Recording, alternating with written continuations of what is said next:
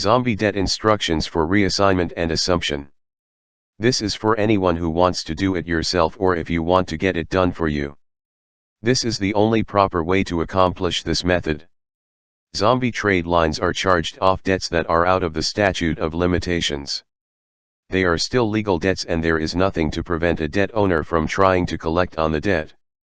Debt buyers purchase portfolios with hundreds or even thousands of single trade line accounts.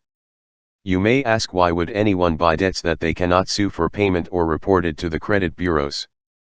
The reason is there are debt buyers that specialize in reaging these debts and then allowing a new primary account holder to assume the trade line in order to increase their credit scores. Another thing they do is build out new portfolios from these reaged accounts. That is, all the accounts in this new portfolio will all be in the same state.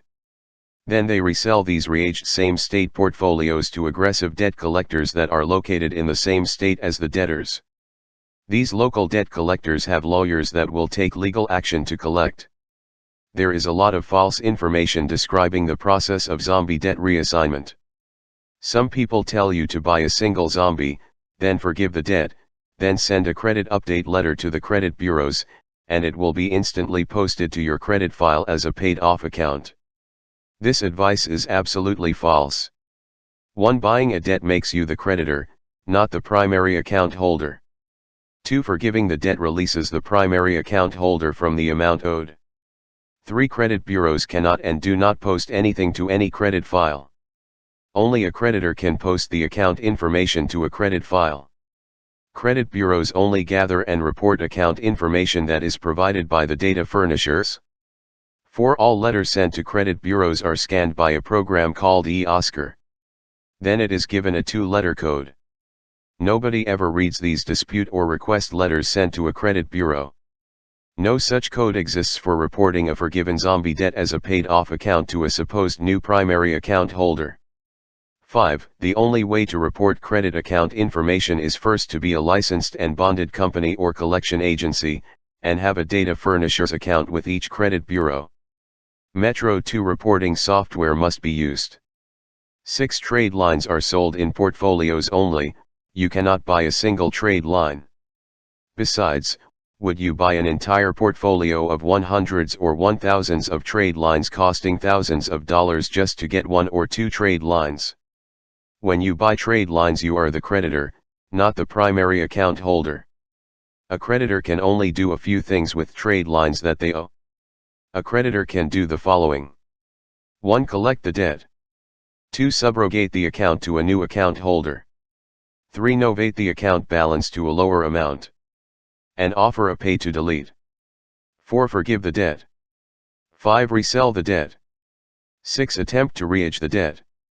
7. Report account activity to the credit bureaus, if the account is reaged or if it is already within the statute of limitations.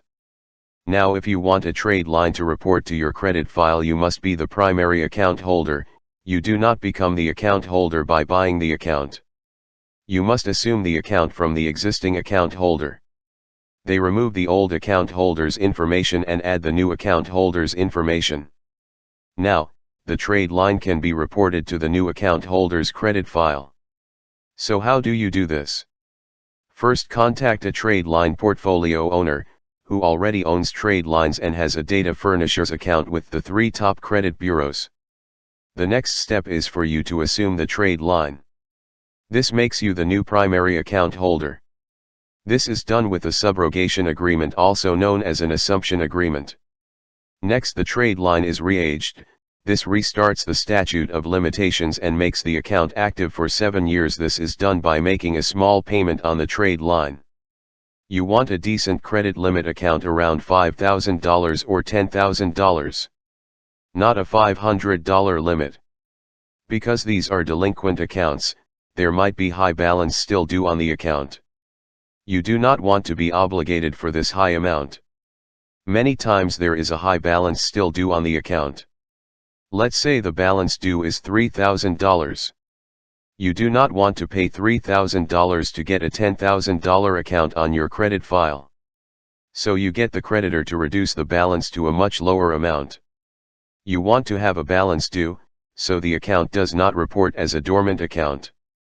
This is done by inserting a novation clause in the assumption agreement. Now you have a $10,000 trade line for around $400.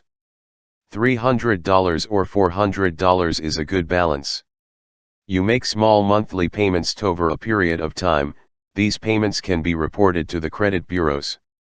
The only way a credit score can be calculated is by analyzing a series of payments over a period of time. On-time payments will increase the score, late payments will decrease the score. To recap: 1. You cannot buy a single trade line. 2. You do not want to buy a single trade line. 3. You want to assume an existing trade line. 4. This makes you the primary account holder. 5. You re-age the account by making a small payment. 6. Now the trade line can be reported to your credit file. 7. The creditor novates the balance due to a lower amount. 8. You make small monthly payments to keep the account active. 9. Deal with an existing trade line owner that has data reporting. 10. To ensure proper posting, update the info on your credit report, all 3 bureaus, and increase your online profile. For the do-it-yourselfer, you have to do all the above steps. It is much easier, faster, and cheaper to leverage a company that already has the ability to the process. If you have any questions or ready to move forward, contact us. Contact information is in the description.